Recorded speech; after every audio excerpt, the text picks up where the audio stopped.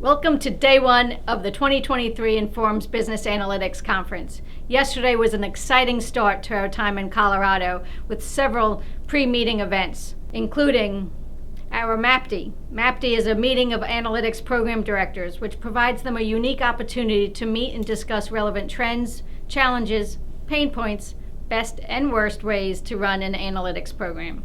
A special reception was held to kick off this year's Early Career Professionals Network workshop. The workshop will be held today and will provide a wide spectrum of important guidance, from tips on landing your first job to practice working with clients and valuable insight from a panel of analytics executives. Also today, there are a number of technology workshops featuring hands-on demonstrations of the latest in analytics software. The career fair will also kick off with a networking meet and greet, followed by scheduled interviews tomorrow. Good luck, everyone. And then this evening, please join us for the welcome reception in the exhibit hall, which is a terrific opportunity to interact with other attendees and exhibitors alike.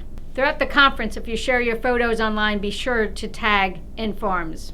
While we have a lot in store for you over the next few days, please enjoy this beautiful resort, the beautiful scenery that we have, because we're just so excited to see you and have you in Colorado.